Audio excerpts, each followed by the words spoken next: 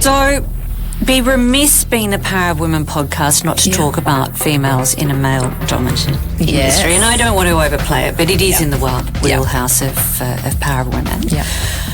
And particularly at the top end, which is where you're playing, it's largely male-dominated. How hard has it been breaking into that space, and how have your competitors responded? That's a great question. It has been hard. There's one situation that really stands out as soon as you ask that question. I had a bit of a moment last year. I had a very good client of mine come to me and say, I had a bit of a moment with a competitor of yours the other day. And I said, oh, really? He said, yeah, I brought you up, and he was a friend of his, and he said, Lana's doing really well. She's sold recently for a friend of mine. There was some sort of story that he was saying, and the male agent said, yeah, it's because she's a little bit too close to the husbands, if you know what I mean. And it broke my heart hearing that. And still even saying that now really upsets me. So that's the throwaway male line. That's got to be sex implied. Correct. For a female to be successful. For a young female in my industry to be successful. And it's not something that I've really spoken about before. So were you angry or emotional? I was just emotional about it. And I was angry as well. And I kind of fought back hard. I thought, do I call this guy? Lana Samuels, White Fox director, here this afternoon. It's an absolute pleasure to be here. It's been a long time coming, Di. When I think about my philosophy in business, I think it's pretty simple. It's do the right thing, never do anything illegal, and if you say you're going to do something, make sure that you deliver. So I've always been in the ethos of under-promise and over-deliver, and really nurture relationships, because you've got one shot and reputation's everything. Once you lose it, you never get it back. I'm Di Gillett, and welcome to the Power of Women podcast. We're a platform that showcases and celebrates the strength, resilience and achievements of women from all walks of life. And this is a shout out to join the Power of Women community, because it is growing, and it's growing through our followers and our subscribers of the podcast. And we've also got our YouTube channel, which I'd love you to jump on. I love exploring the journeys that shape remarkable careers, the choices, the sacrifices, the mentors, and the lessons learnt along the way. Today's conversation is a special one for me, because my guest Lana Samuels quite literally grew up next door. I've had the pleasure of watching her journey, hearing her proud parents in all that she has achieved, because what a journey it has been. And the reason I asked Lana to join me on the podcast, her success delves into what it really takes to rise in a competitive industry. Her ambition is fueled where resilience is tested. And in so doing, being recognised by her peers as an exemplar in an industry that doesn't always get a great rap. And it's also an opportunity to get into the weeds about stepping into spaces still dominated by men, and understand how Lana has been so successful in navigating that landscape, building credibility, earning respect, and leading with both strength and authenticity. Lana Samuels, welcome to the Power of Women podcast. Thank you, Di. What a beautiful introduction. You're going to make me a little bit emotional. And I know it's only for us on camera today, but your gorgeous mother is listening just outside the studio. She is. I've got my beautiful entourage with me today, my beautiful women. Yeah. I've got Mum, who's obviously a good friend of yours, and my support system, and my beautiful assistant Nellie. So fantastic. The girls are all here celebrating one another and supporting. Beautiful. So, as I've said, you've grown up next door to me, and I have watched your career rise, but it's not so much that I want to draw that part of the story today, but there are so many aspects of what you have done that are going to be inspirational, particularly for younger women starting out on their career and breaking barriers. So I would love to start out with your early years, Lana. What or who shaped your drive and ambition? I think my mum is the person that always shaped my drive and ambition. I mean, you know, our journey as a family, you know, we went through some very difficult times growing up, and it's really funny, even just driving here and parking today and being outside the South Melbourne market. That's where I worked from the age of 14 to 18. You know, mum and dad always instilled a really strong work ethic in myself and my brother growing up. And if you want something, you need to go out and get it. Nothing's going to be delivered and, you know, given to you on a silver platter. So definitely mum and dad. But more so I'd say mum, just as a really strong female. She really showed me what it was to work hard from a very young age. And you know, it's an amazing thing to have a strong female mentor in your life. And Di, I'm not just saying it because I'm sitting here, but having you as a neighbour, I don't think you realise, I remember so vividly finishing year 12 and speaking to you about careers. I don't know if you remember. I do. Mum and Dad said, speak to Di. You know, Di will give you some great advice. So I remember it was the lead up to finishing VCE, and I had a conversation with you about which direction to go into because I was so confused. So thank you for pointing me in the right direction. You are and giving me welcome. some beautiful advice. Yeah. But I've been really blessed in my life having such beautiful, strong, empowering women around me. So I think it's just so incredibly special to have that in your life, and I'm really lucky that I've had it. Did you always imagine yourself in a career like this? I thought I would be in event management. That's where I thought I would land. I've always been a hard worker, really intense. I love throwing myself in the deep end. I get bored really easily. And I don't think I would have survived an office job. I love being with people, trying new things and having new experiences. So did I think I'd get into real estate? No. I thought I'd probably be And I remember we had that discussion when you came back from the UK and asked whether in fact you should. And I was in tears one day speaking to you. I'll never forget that moment. I asked you if I should get into real estate because we obviously, a bit of background on me, came back from the UK 8 and a bit years ago. I moved back to Australia to join White Fox, which was a very small agency back then with only 4 of us. And I had a really rude awakening because I had no experience, no database, no contacts after being in the UK for so many years. And I really just jumped in with a new brand that was trying to create noise. And funny enough, your other neighbour is now my business partner, Marty Fox. So we'll unpack that in a moment. Yeah. But to kind of unpack where I'm leading with this is I jumped in and drowned, and I'm sure we'll get to that in a moment. We will. But I came to you in tears, really not sure what to do. And I remember you gave me some really great advice. And I think it was along the lines of just keep going. You know, it's not going to happen overnight. You know, if you love it and you love where it's leading you and the right people, you know, you can do it. But nothing good comes easy. No, it takes time. It does not.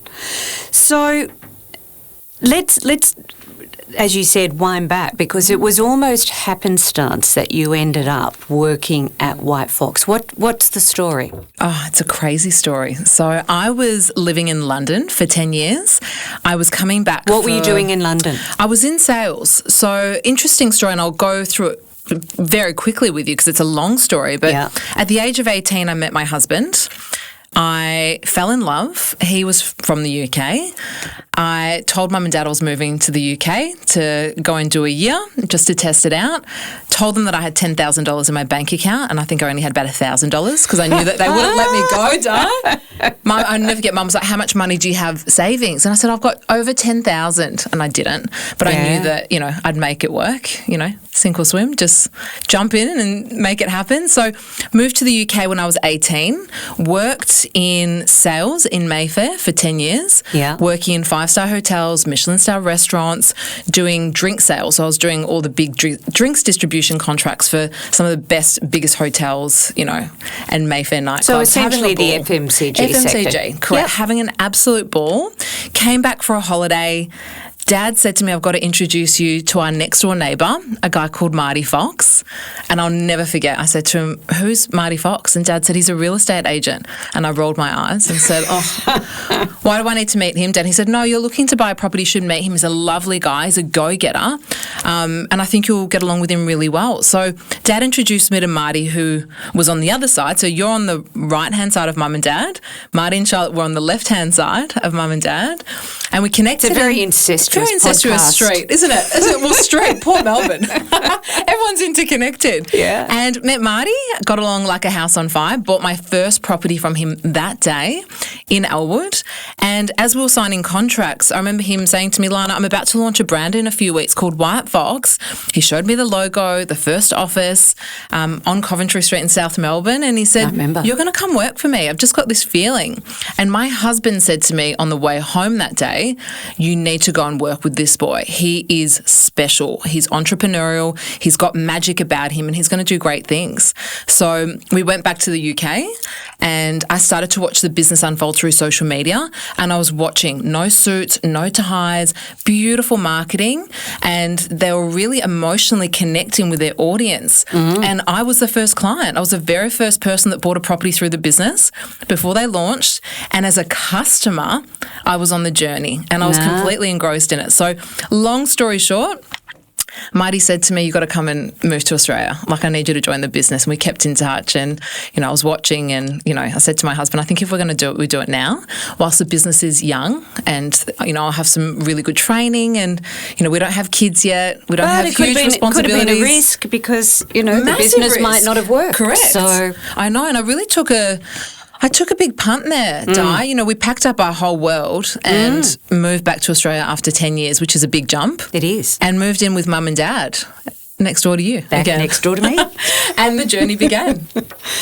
So what role did you start as? So I made a huge mistake. So I jumped straight into the deep end. I jumped in as a standalone agent straight away and it was a disaster.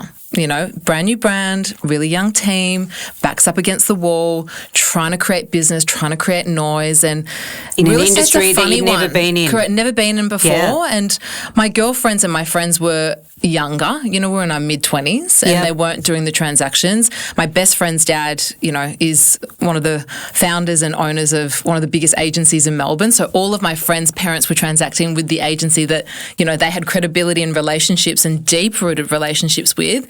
So I kind of just was in the middle of nowhere and had a full breakdown. I threw in the towel. I quit after my first 6 months. I really struggled coming in as a standalone agent. Went to Marty's house, sat on his kitchen floor, bawling my eyes out. This probably would have been off the back of a conversation with you, Di. So hard. No one's giving me an opportunity. There's not many women out there that I really knew of or looked up to or anyone that was mentoring me in the industry, and I really struggled. So I threw in the towel. And Marty said, you're not throwing in the towel. You're going to come in and be my EA and I'm going to teach you everything that you need to know. You need to start with the basics and learn and build. So how did that feel? Because you'd already established a career. So then to step back, it was quite confronting. Yeah, and my ego stepped in and I, really hesitated there for a moment. And I thought, well, hold on. I've just had this incredible career in the UK, a huge team. I worked with billionaires. We were traveling and, they were flying me everywhere for business opportunities over there and had this incredible lifestyle. Why do I want to be an EA? And I'm going to be back to the bottom of the ladder. So that was a really hard decision and a really difficult moment for me, and it was quite confronting, but I had to swallow my pride and I had to listen to somebody that was incredibly good at what they were doing and someone that I really looked up to and trusted and still do. And I had to back him. And he made the right call there because it changed everything for me. It's the best thing that I ever did. I started again and I had to step it back. So how long was that trajectory from EA? Because today you're a director.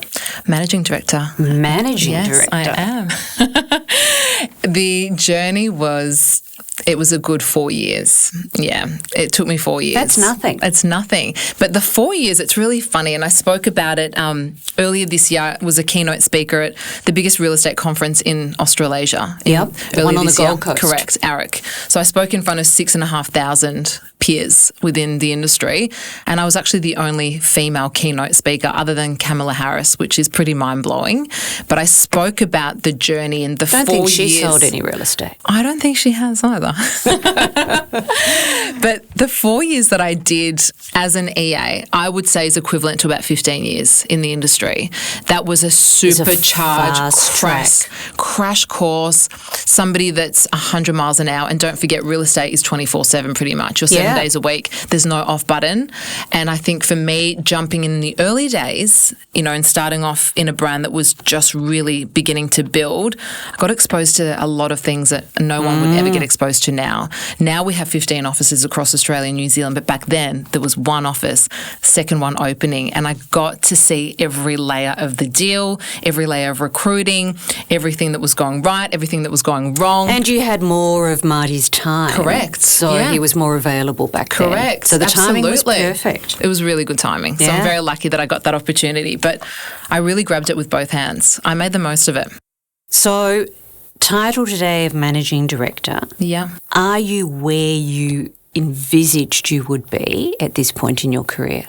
Yes. You are. Further along than what I thought, but I always had a really clear vision in my mind. So tell me about that.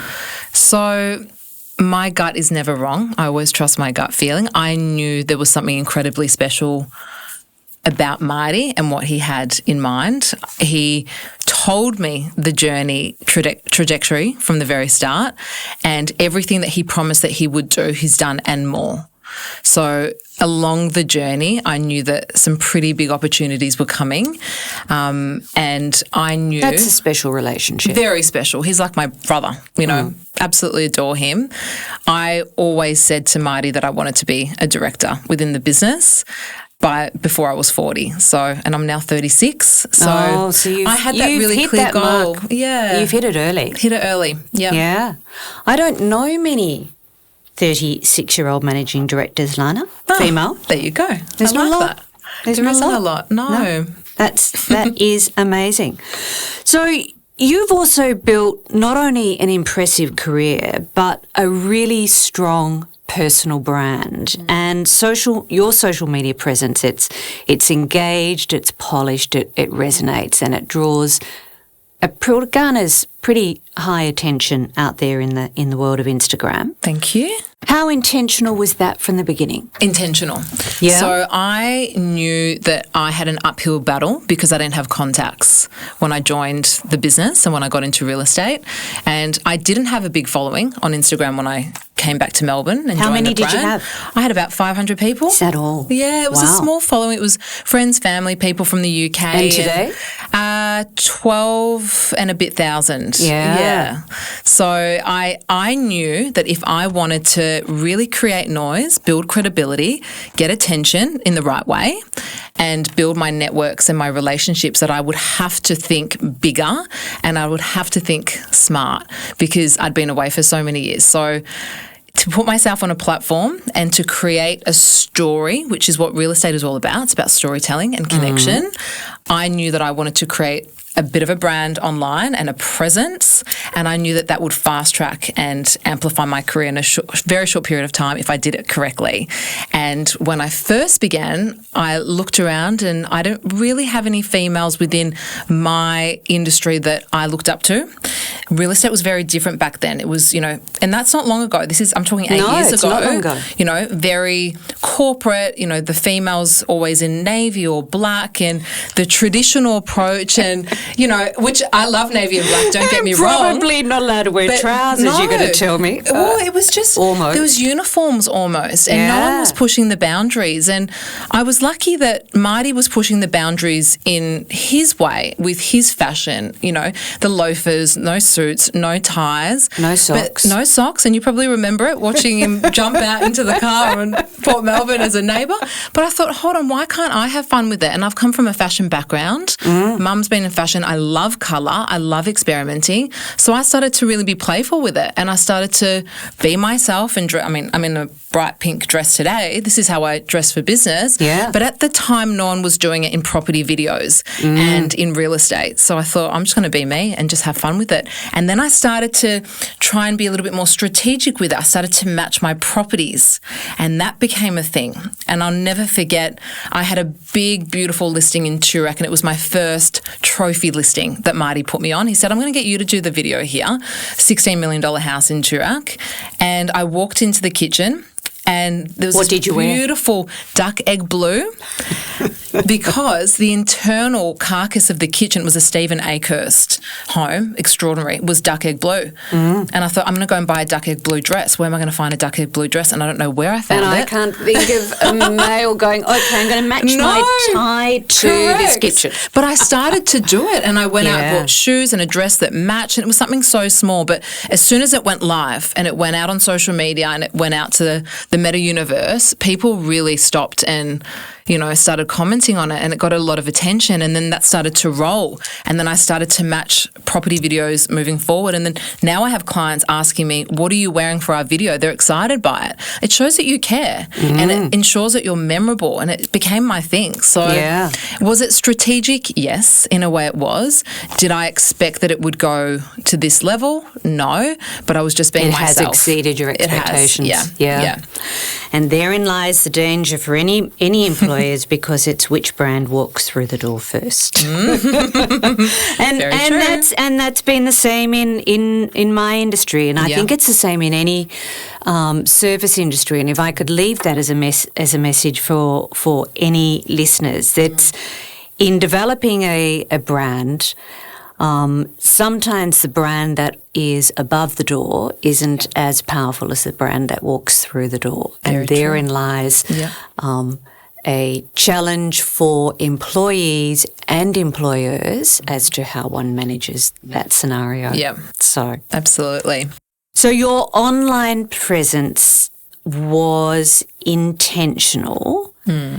Is anybody else doing the same as you in the marketplace, or have they started to follow you? It's funny because as a brand, we were ridiculed in the beginning with our social media. You know, I remember so clearly other agencies against us in listing appointments would laugh and snigger and, oh, White Fox, you know, you can't sell through social media. This was so early in the piece. We were the only ones that really took it to the next level. And we were having such fun with it and being so creative and pushing boundaries and really disrupting the industry from the traditional way of doing things, and introducing cars, introducing fashion, introducing beautiful video, music content. You know, I did a video not long ago where I had, and it sounds ridiculous, 5 outfit changes for one video, a big home in Brighton, but I wanted the buyer experience to move through the home with me and really feel how you can live in the home, you know, from the poolside down to the area downstairs, which is the speakeasy bar. I changed outfits to make it memorable, but the vendors know that I care.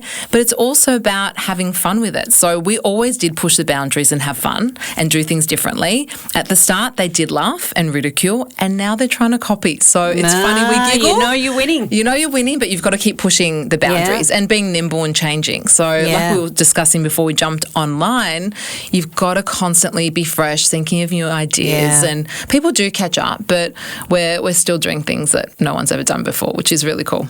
So have you found any female mentors in the industry? Marty's clearly been in industry, but have you found other women prepared to mentor you? I have. I found some beautiful, powerful women. And again, back to the power of social media, connecting through socials, you know, meeting incredible operators from all across Australia. I've got 2 beautiful mentors in Sydney that have been in real estate for 20 odd years that are phenomenal operators that I really look up to and lean on for advice. I've got incredible women in Melbourne, people overseas that I connect with that I've met through social media. It just really unlocks so many powerful relationships. So this world through my phone has really opened up a completely different pathway for me and connected me with some extraordinary women out there that are really inspiring. That's fantastic.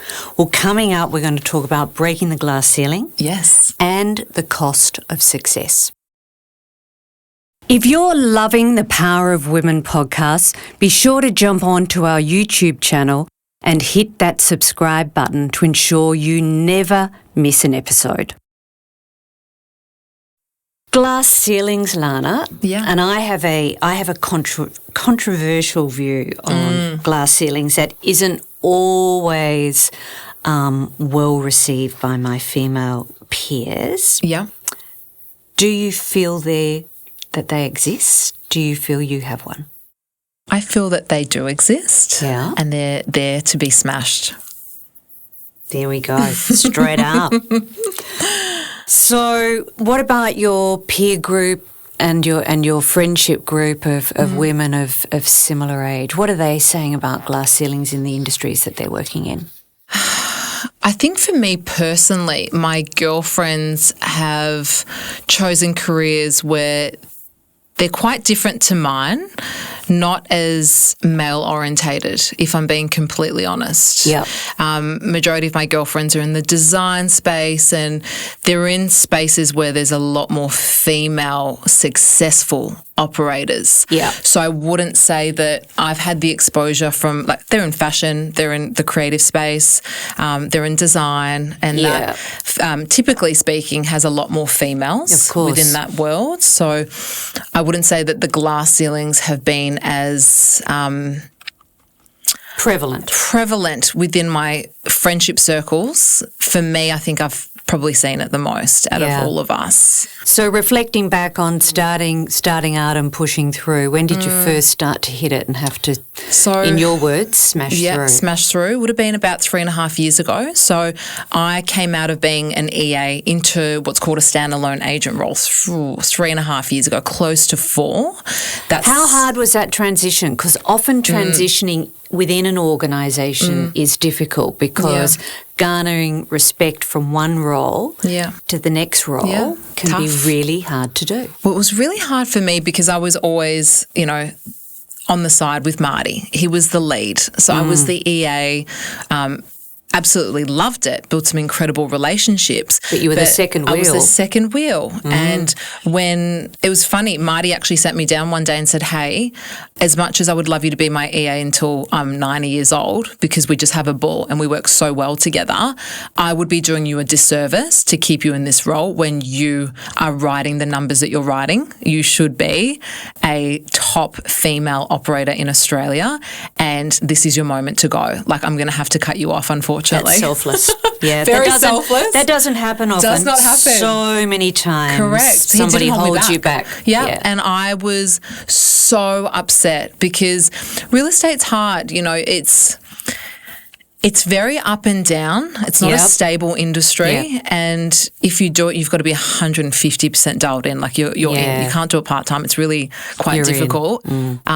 So he didn't hold me back. It was the best thing that he ever did for me. At the time, I was upset because I didn't want to have that responsibility, but I just did it. There's a lot of correlations between real estate and the recruitment and search world that I came out of. It's very similar. Yes, very similar. Yeah. So I jumped into a standalone agent role and opened an office within the space of 2 weeks, hired a team of 10 males within the same week, and hired my beautiful EA. So there was a million things that happened at once that I just jumped into. Yeah. And that was how I broke out to become a standalone agent. But to go back to your question about, when did I feel the ceiling? Like, what was that moment?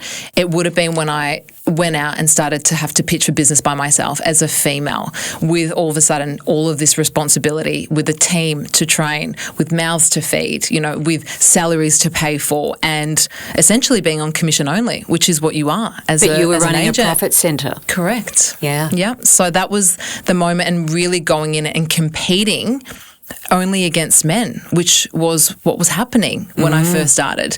There was EAs that were females, but I wasn't going head to head with female standalone agents. How did the marketplace respond if you were going out and pitching to a potential client and the client was male? How did that go for you? Really well. I had a beautiful experience, and I'm really blessed to say that.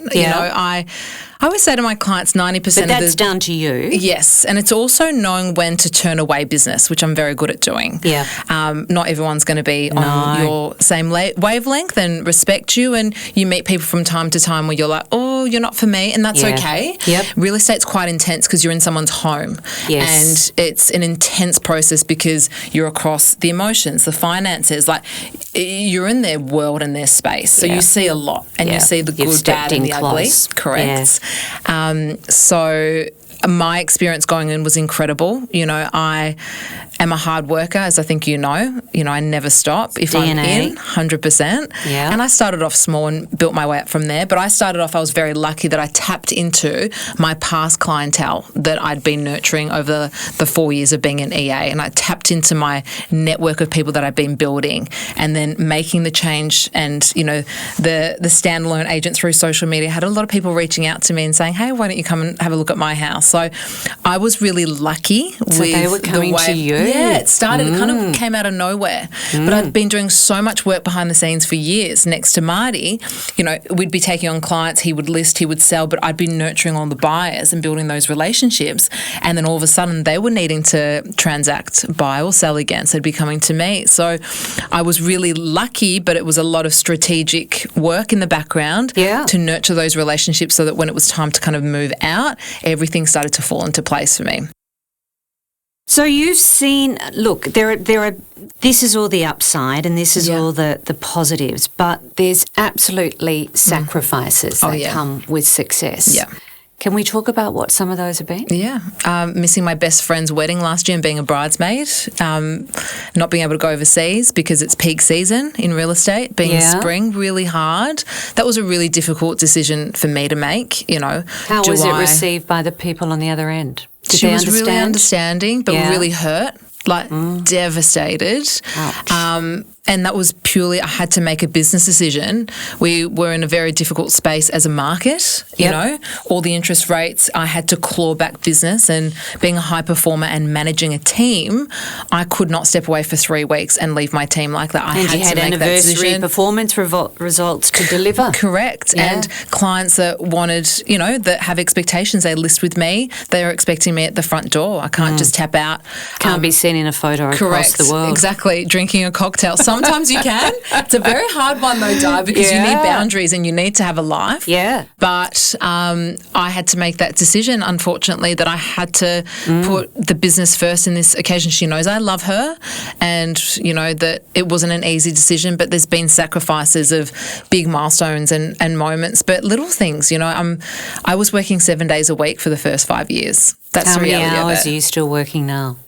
Doing big hours. It's 6 days a week now. I have Sundays that are and non-negotiable. there's no point in counting it. It's just, it is what it is. It is what it is. And I love it though. I wouldn't have it any other way. Yeah. Like for me, it's not work. It's my world. Yeah, it fuels me. It's a pleasure. You have your moments, your good moments and your bad moments. But if you're looking at your watch in this industry, it's not for you. Forget it. It's just not. The phone starts at 7 a.m. It will probably stop at about 10:30, 11 o'clock for me, because by the time people finish work, they're wanting to have those conversations with you. So you've got to be available, and that's very hard. Yep. And I heard a few of those over the fence. I know how long the hours are. Yes. So and the search world's the same. I used to work on an international time clock, of course. That international time clock was 24 hours. Yeah, exactly, non-stop. So it's intense, and you can only do it if you love it. Correct. Otherwise, you hit breaking point, and then you just phase out. Yeah. So were there ever moments, or have there been moments where you feel you've bitten off more than you can chew? Weekly. Well, there's clarity. Weekly. Daily. What are the sorts of things that trigger that feeling? What could it be? As small as what and as big as what? Do you know, I don't think anyone prepares you on, as much as I love it, how hard it is managing people and managing a team. For me, Lana, that's why there's a whole industry. Correct. No one warned me at how hard it would be. No, I love my team, but it's a lot of responsibility. They come in all sorts of different shapes and sizes. So for me, I think one of the biggest challenges is time. Yeah. I'm listing, I'm selling, I'm dealing with people's most, their biggest assets and some of the biggest moments in their lives, and it's money, it's important. So I'm doing that, and I'm the biggest generator in my office, and running my business and my clientele, and then having 10 people that I'm managing on a daily that can be up, that can be down, that need this, that need that, they need support, they need deal mechanics, they need a problem fixed or a code cracked. So for me, I think my biggest challenge is time. Yeah. But I'm really trying to be mindful of it and use my time really wisely. But I'm very emotional, and it's something that I'm trying to improve on. I want everything to be perfect. That's part of your culture. Yeah, it is. I'm you OCD. might not be able to leave that at the door. attention to detail perfectionist. So I've got to sometimes learn to pull back. But that's the thing that I struggle with at the moment. I want everyone to be happy, perfect, everything on point. But there's only so much I can do. And that perfectionism trait, and I know it only too well, leaves you being your own toughest master and worst enemy. Yeah, very true. However, not delivering to that level or presenting to that level or showing up at that level is more stressful. Very much. So very true. I couldn't say it better myself. Yeah. I'd rather have that pressure than not do it, because if I wasn't doing it, I probably wouldn't be able to get out of bed. Yeah. So you've been recognised as one of the top 100 agents in Australia now. Yes. You've got to that level. How much pressure comes with staying at that level? Oh, I think it's what you put on yourself. No one puts pressure on me like I put on myself. Yeah. So it's a huge accolade, something that I'm incredibly proud of, because there's not many females on that list. No. And not many females under 40 on that list. Do you know the stats? Not the stats off the top of my head, but from when I looked at it, I thought, wow, there's not a lot of women in here, and there should be a lot more, because there's so many incredible operators within my industry. Look, it's an incredible accolade, as I said, but the pressure is you just got to perform for your clients daily, and those awards and those, celebrations come along the way. It's not why I do it, but and you're only as good as your last deal. Correct. Exactly right. Exactly right. So it's great, but you keep it moving, It's on to the next. So be remiss being the Power of Women podcast not to talk about females in a male-dominated industry. And I don't want to overplay it, but it is in the wheelhouse of Power of Women. Yeah. And particularly at the top end, which is where you're playing, it's largely male-dominated. I could reel off the ones in our neck of the woods, and they're all male. Yeah. How hard has it been breaking into that space, and how have your competitors responded? That's a great question. It has been hard. There's one situation that really stands out as soon as you ask that question. I had a bit of a moment last year. I had a very good client of mine come to me and say, I had a bit of a moment with a competitor of yours the other day. And I said, oh, really? He said, yeah, I brought you up, and he was a friend of his, and he said, Lana's doing really well. She's sold recently for a friend of mine. There was some sort of story that he was saying, and the male agent said, yeah, it's because she's a little bit too close to the husbands, if you know what I mean. And it broke my heart hearing that. And still even saying that now really upsets me. So that's the throwaway male line. That's got to be sex implied. Correct. For a female to be successful. For a young female in my industry to be successful. And it's not something that I've really spoken about before. So were you angry or emotional? I was just emotional about it. And I was angry as well. And I kind of fought back hard. I thought, do I call this guy? And I told my husband, and he was horrified and so upset. Yeah, because he's seen the sacrifices, and he's seen, the hours that I do, and the tears along the way, and all the things that we as a team have sacrificed for me to be sitting where I am. Team, and husband and wife. Yeah, it's such a slap in the face, and just such a low blow. So what did you do? I started really kicking his ass in listing appointments and taking more business from him. And I spoke to Mum about it. Money speaks volumes. Well, I spoke to Mum, I spoke to Dad, and I spoke to people within my nucleus and said, what would you do? And I think it was Mum that said, don't do anything, just silence and show him how good you really are. Yeah, good advice. That's, perfect it was advice. Very easy to pick up the phone and make that call, and I was very close. And I thought, no, I'm going to be a real lady about this. I'm going to show you. I'm going to show you how good I actually am. Yeah. And, it's funny. I think he knows that I know. We have never had the conversation. I'm really polite to him when I see him, because reputation is everything. Like I said earlier, you've got one shot. Take and I never want to be, I just think, look, you're going to say that because you're threatened. And Mum always says, it's when they stop talking about you. That's when you should be worried. True. That's exactly right. So if they're talking, it's a good thing. Yeah, you're rattling their cage. Yeah, when they stop, you might be in a bit of trouble. Yeah. So do you feel the industry is shifting now that there's more women? Definitely. Yeah. And I've really seen it in our business. We've got over 50% of our agents are female within the company, which is right? Amazing. Yeah. Who's driving that? Marty. Marty's been a big, That's fantastic. driver and pioneer of really amplifying women and pushing us and getting us as much limelight as we can. I mean, all the women are pushing it, and we've got incredible female auctioneers and just so many beautiful personalities and strong, independent women within the company. I don't think I've seen a female auctioneer in action. They're very good. Yeah. You should see our girls. They're unbelievable. Yeah. So, yeah, it's definitely changing Di. Even when I look back 5 years ago, even in the business, there was only a handful of us females, a lot of men, but there's a lot of women coming through the ranks now and a lot of women creating noise. And your social media will be playing a significant role in that. Thank you. I get a lot of women from across Australia messaging me, saying, you really inspired me. I got into real estate because of you, and you've, shown me that I can be myself, and that's so touching and beautiful to hear that. Yeah. And, I get messages daily. Nellie's started creating a bit of a scrapbook of all the beautiful messages that I've received over the years, and it's really special. Yeah.